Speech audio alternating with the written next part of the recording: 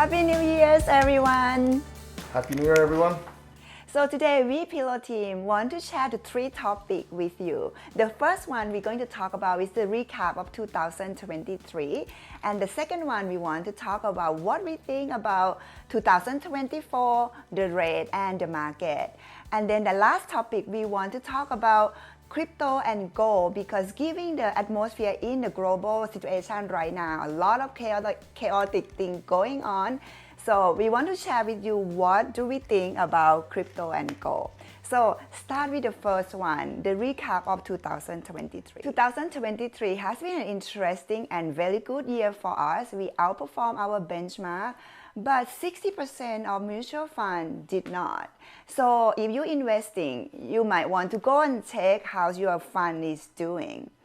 And the reason why we outperform and 60% underperform, Alpha, you can tell with us. Thank you, Sarah. So, when we got into 2023, pretty much everybody was bearish. We were coming from a very difficult 2022 where the market was down 20%. The Fed was raising rates, inflation was rampant, Russia, Ukraine, you name it. And people changed their portfolios and they went into more defensive mode, chasing yearly performance. We did not. We kept to our guns and we continued to hold high quality companies. And those high quality companies did really well in 2023 thanks to multiple expansion. As the Fed stopped cutting rates, inflation went down, the multiple went up for those high quality companies. So that's what helped us in 2023. And then for 2024, so a lot of things people have been talking about rate and the market. The Fed may continue to cut rate. The market may respond to that. So we think that the high quality going to continue to outperform. However, some that lacking this year in 2023, like the emerging market or the small cap, they may play catch up, but nobody know, right? So what do you think in terms of the rate and the Fed and the market? I think first it's really important not to chase annual performance. Nobody will outperform every year. Nobody will underperform every year. You have to have a long-term perspective. As you mentioned, the high quality, what people say, the Magnificent Seven, the 7 largest stocks in the world did really well in 2023, and they may not do as well in 2024. The market was up 20%, 25%. That's not going to happen probably 2 years in a row. But coming back to your question, the important thing is the Fed is trying to go from being restrictive to being accommodative, and that is positive for the market.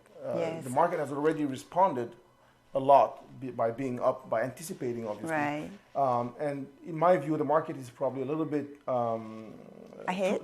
Too optimistic or ahead of itself, because the Fed has signaled 3 rate cuts. Next year, the market's pricing in maybe 5 rate cuts. Right. But the point is, we're going from raising rates to cutting rates if inflation continues to come down. And that transition is positive for the stock market. So, and then right now, in the topic number 3 that we're going to talk about is how to position gold and crypto.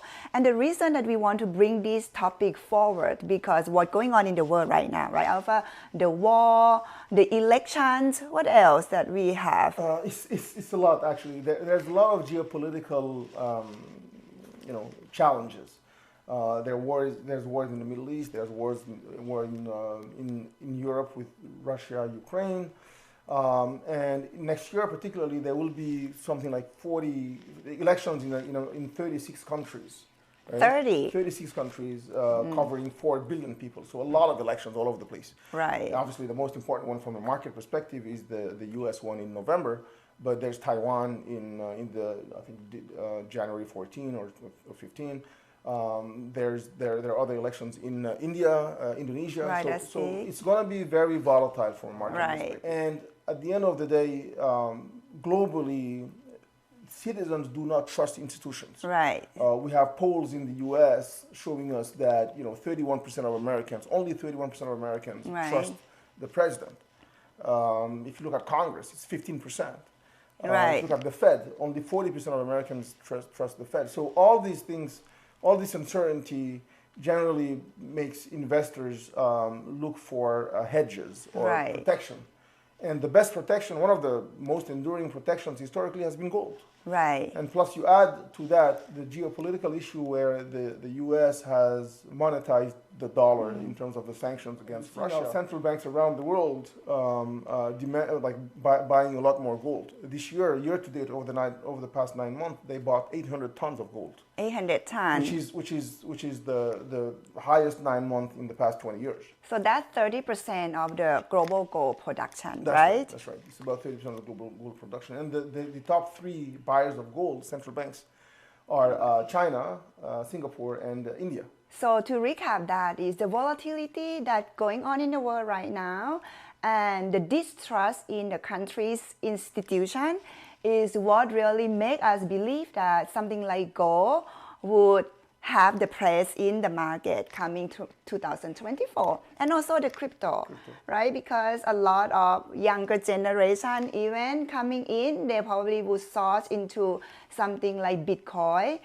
And besides that, who else that might be investing in crypto? So again, crypto and gold are non-government entities, non-institutions. They're basically the official and formal institutions do not have access or control over them. That's why it's a good hedge. Right. So you mentioned young people. If you look at the G7 countries, the top 7 economies, that's 10% of the world and 30% of the population. So that means you have 90%. Right. Sorry, the other way around. It's 10% of the population and 30% of GDP. So that means you have 90% of the population who are not super rich and might want to hedge. And so out of that 90% of the population, a lot of them are young people who do not necessarily draw into gold. Right. They might be drawn into crypto because they don't trust the government. Right. And so we think there are multiple drivers. And one more thing on crypto is the regulatory regime of crypto is getting clearer. The SEC is about hopefully to allow a spot ETF for crypto. Yeah, they've already allowed a forward, like a futures ETF. The future ETF. So now, they might allow a spot ETF, and a lot of major institutions in the world, like BlackRock, are getting ready to offer those Right. spot ETFs. So we think there's an institutionalization, no pun intended, of crypto, where it's becoming more accepted and more attractive as a diversifier. So in short, and I maybe oversimplify this, we think that there's a place in the portfolio for gold and crypto, right? So how many percent that you want to contribute to it is really basing on how many people in the world that we just mentioned that actually think that gold and crypto is valuable. So this might be oversimplified, but if you want to know more and discuss more, you can leave the message in the comment below, or you can just text us directly. We will be so happy to have an in-depth discussion with you. And if you like the video, please help support us by repost and share and just click like.